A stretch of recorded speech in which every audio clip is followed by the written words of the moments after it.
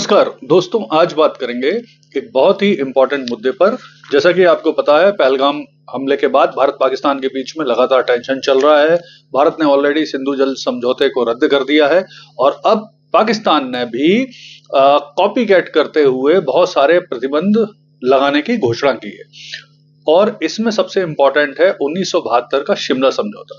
तो आइए इस पूरे वीडियो में विश्लेषण करते हैं कि 1972 का शिमला समझौता क्या था और आगे अब भारत पाकिस्तान क्या कार्रवाई कर रहे हैं और इसका क्या भविष्य हो सकता है। तो जैसा कि आपको पता ही है कि पहलगाम हमले के बाद भारत ने पाकिस्तान के ऊपर बहुत सारे प्रतिबंध लगाए, जिसमें प्रमुख रूप से सिंधु जल समझौते को रद्द करना था। इसके अलावा भी बहुत सारे और प्रतिबंध हैं जो लगाए हैं, बहुत सारी घोषणाएं की हैं।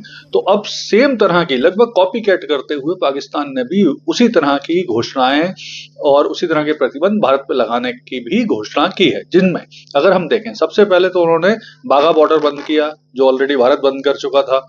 फिर उसने भारत के राजनयिकों को भारत पाकिस्तान से वापस भारत भेजने का बोला। भारत ने ऑलरेडी अपने राजनयिक पहले ही भारत बुला लिए, मतलब बुलाने का बोल दिया था। इसके बाद फिर उन्होंने भारत के लिए अपना एयर स्पेस बंद करने की घोषणा की। इसके बाद उन्होंने जो थर्ड पार्टी ट्रेड होता है, पाकिस्तान में क्या होता था, पहले भारत पाकिस्तान का जो ट्रेड होता था वो सीधे सीधे होता था और बाद में 2019 के बाद से ये इनडायरेक्ट होने लगा। दुबई या ईरान से होते हुए सामान भारत का पाकिस्तान पहुंचता है, तो अब पाकिस्तान ने थर्ड कंट्री ट्रेड पे भी रोक लगा दी। इसके अलावा भारत के जो लोग पाकिस्तान में थे उनको 48 घंटे में वापस जाने को बोला, सिख तीर्थयात्रियों को छोड़कर। इसके बाद सारे बायलैटरल पैक्ट को रद्द करने का बोला और फाइनली शिमला समझौता जो है इसे निलंबित करने, रद्द करने की धमकी दी। यहाँ पर एक चीज समझना आवश्यक है कि जो पाकिस्तान है उसके पास ज्यादा ऑप्शन है नहीं, तो वो घूम फिर के वो शिमला समझौते को रद्द करने की बात कर रहा है। तो आइए अब समझते हैं कि ये शिमला जो समझौता था ये कब हुआ, क्या हुआ और इसकी प्रमुख शर्तें क्या थी। तो देखिए, जब भारत और पाकिस्तान के बीच में वर्ष 1971 में एक युद्ध हुआ था, जिसके बाद में बांग्लादेश का निर्माण हुआ था और भारत ने पाकिस्तान के लगभग 90,000 सैनिकों को युद्धबंदी बनाया था, बहुत सारी भूमि पर भारत का कब्जा हो गया था। तो उस बात को लेकर दोनों देशों के बीच में 2 जुलाई 1972 को शिमला में शिमला सम्मेलन का आयोजन किया गया और उसके बाद फिर ये शिमला समझौता हुआ। इसको भारत की तरफ से भारत की प्रधानमंत्री इंदिरा गांधी जी ने साइन किया था और पाकिस्तान की तरफ से वहां के तत्कालीन राष्ट्रपति जुल्फिकार अली भुट्टो के द्वारा साइन किया गया। तो आइए देखते हैं अब इसकी प्रमुख शर्तें क्या हैं। तो देखिए, इसकी प्रमुख शर्तों में था कि दोनों देश सारे विवादों का जो समापन है वो आपसी मिल बैठ के करेंगे, आपसी वार्ता से करेंगे, द्विपक्षीय वार्ता से करेंगे। दूसरा था, दोनों देश एक दूसरे की संप्रभुता, अखंडता और आंतरिक मामलों में दखल नहीं देंगे।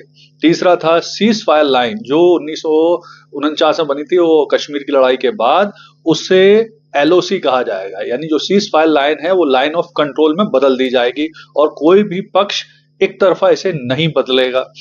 फिर इसके बाद युद्ध बंदियों की वापसी होगी और शांति बहाली होगी। तो ये सब किया गया और फिर इस सम्मेलन के बाद भारत ने पाकिस्तान के 90,000 युद्ध बंदी वापस कर दिए थे। पाकिस्तान की 13,000 स्क्वायर मील जो जमीन थी वो वापस कर दी थी। और हालांकि बात अलग है कि पाकिस्तान ने इस सम्मेलन का कभी सम्मान नहीं किया। उसने जो कश्मीर का मुद्दा है वो कई मंचों पे उठाया, कारगिल वॉर करके एलओसी का वायलेशन किया, तो ये सब किया। अब क्या भविष्य हो सकता है इसका, तो देखते हैं। तो अब जैसे पाकिस्तान ने अपनी गीदड़ भपकियां शुरू कर दी हैं कि अगर भारत ने पाकिस्तान के नागरिकों को नुकसान पहुंचाया तो वो रिटेलिएट करेगा, बदला लेगा, उसके पास भी न्यूक्लियर बम है, उसने एक मिसाइल टेस्ट भी कर लिया। तो इस तरह की जो गीदड़ भपकियां हैं वो हमेशा देते रहे हैं। लेकिन परेशानी यह है कि विश्व स्तर पर उनके पास चाइना, तुर्की को छोड़कर कोई भी विश्वसनीय साथी नहीं है। विश्व के देशों में उनकी कोई साख नहीं है, विश्व मंच में उनकी कोई साख भी नहीं है। जबकि भारत की अगर हम बात करें तो भारत के पास इस समय विश्व मंच पर, विश्व में एक बड़ी साख है, भारत की बात सुनी जाती है। कल विदेश मंत्रालय ने 40 देश के राजदूतों को बुला के पहलगांव हिंसा के बारे में, आतंकी हमले के बारे में बताया, भारत के कुछ कदमों के बारे में जनरल जानकारी दी। इसके अलावा चाहे अमेरिका हो, इंग्लैंड हो, फ्रांस हो, इजराइल, इन्होंने भारत के जो टेररिज्म के खिलाफ नीति है उसको समर्थन देने का बोला। तो भारत के पास काफी अच्छी संभावना है इस समय पाकिस्तान के खिलाफ बड़ी कार्रवाई करने की। तो अब क्या हो सकता है, तो देखिए ऐसा है कि अब दोनों देश कई और एग्रीमेंट और पैक्ट तोड़ सकते हैं। पीओके पे कब्जे के लिए लड़ाई शुरू हो सकती है। भारत पीओके के विद्रोह को समर्थन दे सकता है, बलूचिस्तान को समर्थन दे सकता है। पाकिस्तान स्मॉल स्केल वॉर करने के लिए कुछ हरकतें कर सकता है। लेकिन अगर कुल मिला के देखें तो ये अगर इस समय जिस तरह से भारत सरकार के पीछे भारत की जनता, विपक्षी पार्टियां, सभी लोग एकजुट होकर खड़े हैं, तो ये बेस्ट मौका है पाकिस्तान को सबक सिखाने का। धन्यवाद।